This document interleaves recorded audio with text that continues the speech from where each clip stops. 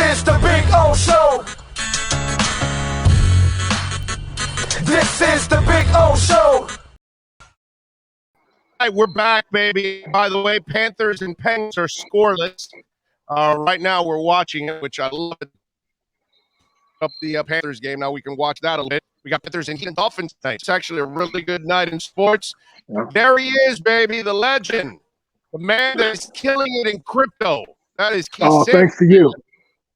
What's up, Big O? And that's all thanks to you. You are my crypto teacher, and I am a good student. So thank you for all the advice. You're too kind, brother. You're too kind, my friend. Tonight, what are we looking forward to? Because I was kind of talking about maybe individuals like, Gesicki. I know last week we got a win, but it was fun to watch Gesicki do his thing. You know what I'm saying? So as a former player and a guy that I'm sure you're watching your fellow offensive linemen struggle quite a bit, what are you looking forward to tonight? Well, I think it starts with redemption for this offensive line. We all can agree they didn't play very well Sunday. They did get the win, which is the most important thing. But tonight, with the entire country watching, they want to come out there and play well. Baltimore traditionally has a big bully type of defense, but this is not the traditional Baltimore Ravens that you expect. So I think they can do some things if they can show up the pass protection. Number one, I think it's got to be mentally. Too many busts, too many guys coming through, unblocked, unaccounted for. And I think that's a direct relationship of the fact that you've had so many different moving parts and there's so many guys interchangeable, different centers, it seems like every week. You've had guys moving around the line, and hopefully tonight they can settle down, simplify it, keep it simple, and give their quarterback a little bit of time. Keith, I'm gonna talk about something that sometimes players they hate the label, but sometimes it happens, and it's called injury prone. And so when we see that Tua's missing another game, and you know what, Keith, we can all have the discussion about whether we think he can play or not. I'm one of the guys that thinks he can play, but he has no support around him, coaching and all that. If he actually was I think if he was in New Orleans, he would be a productive quarterback, actually, because Sean would understand how to use him. But, okay, having said all that, forget about whether he can play or not. We can have that discussion. Bottom line is he's not durable. And he hasn't even been able to play 16 games. And in 16 games, he's had already 2 different injuries. And I talked about this where if you're going to step into the octagon, you got to take punishment. If you're going to be on a hockey rink, you got to be able to take punishment. If you're going to be on a football field, dude, you played with all kinds of screwed up injuries. You know what I'm saying? So are we at a point now where, we don't even know if he can or cannot play, but we know he's kind of like Jimmy Garoppolo.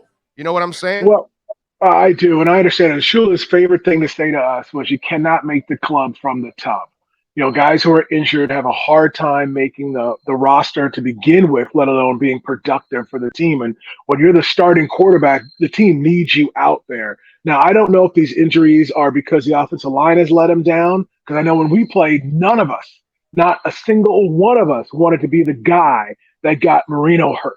So I think this offensive line has got to adopt that attitude and say, not on my watch, and it won't be my guy that puts my quarterback, in a position to be out of the game. So, Tua's got to get healthy.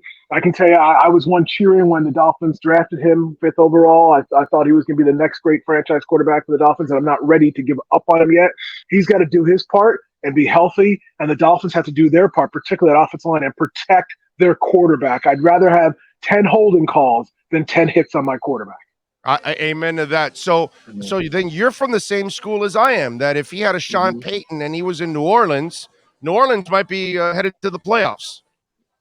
Yeah, I'm not going to badmouth the coaching staff. I mean, it is time to question some of the things they're doing, whether they're simplifying the offense to make it easier for Tua to succeed. He hasn't had his receivers. He hasn't had his offensive line. He hasn't had a running game. Those 3 things, with those 3 misses, it's really hard to be productive as a starting quarterback when you don't have any of those 3 things. He doesn't have his, the only guy that's performed besides Waddle is probably Gesicki. And defenses can start to take that away from you if there's no factor of the running game. So I think we need to give Tua more time. He's got to get healthy. And I'm glad he's not trying to go out there with a bad hand, because if you put bad film on tape, all it's going to do is add fuel to the fire of all those people who are starting to doubt him right now. It's too early to doubt him.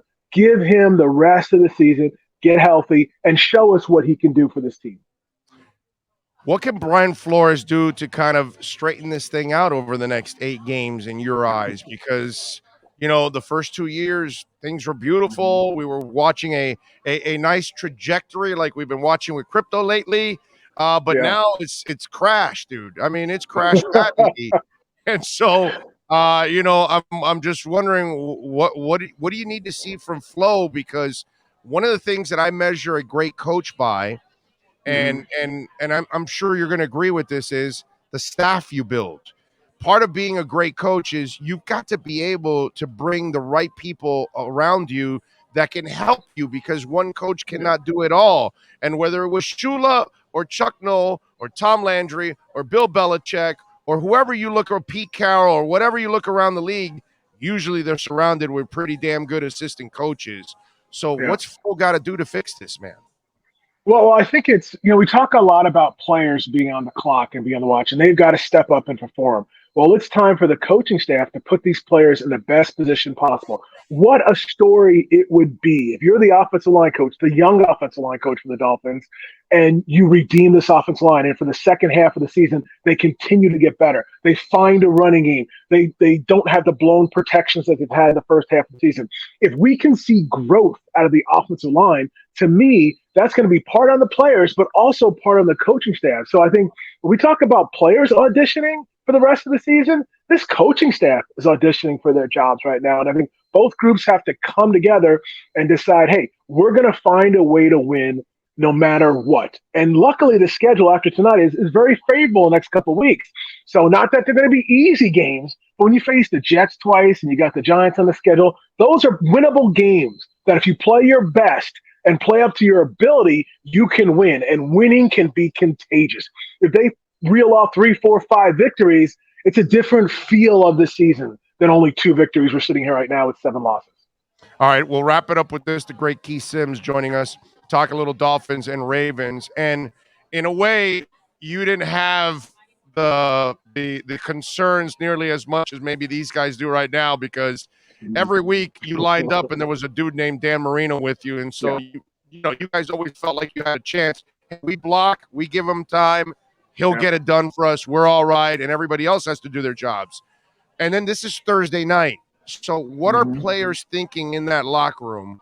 Where do they find the confidence? Because obviously you guys always had Shula and Marino and your intelligence and you and Webb and all that kind of stuff. So there were things that you guys could hang your hat on. These guys don't have a lot of that. Where are they going to find the confidence for a game like tonight?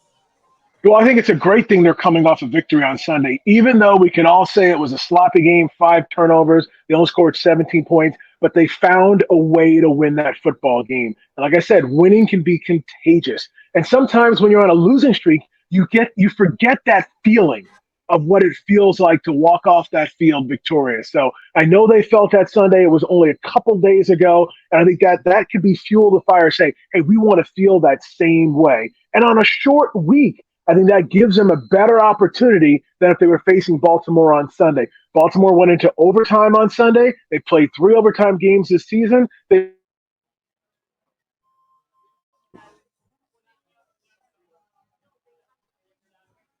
a little quiet there. All right, froze. Wait a minute. We froze. Huh? Okay, Keith, you're froze a little bit there. Let's see. I may have lost you. There we go. Okay, go ahead. Yeah. I'm sorry. My internet's down. They're working on my internet. That's why I'm outside right now on my cell phone. So I was saying this game, piggybacking on last week's victory a couple days ago, this team can take that energy and that feeling that they finally felt that relief and say, hey, we don't want to lose again. And on a short week, I think this is that opportunity where the Dolphins can possibly sneak up on a tired Baltimore Ravens team that went to the 3rd overtime game this weekend, that had to travel on short week, no practice. Hey, if it's a close ball game, we always know, just keep it close. Keep it within a score of under 7, and all you need is one play that could turn the tide. Love it. I love it. Follow him on Twitter, by the way, if you want. KSims69. Keith, as always, appreciate the friendship. Appreciate the time, as always, my friend. Enjoy the game. Let's cross our fingers and let's hope for the best. Yeah. Got it crossed, and I'll be watching the game as I'm watching our crypto, buddy. You know it, baby. You know it. It's climbing. It's climbing. All right, Keith. You be good, baby. Take it easy. Have a good night. You got it. There you go. The great Keith Sims.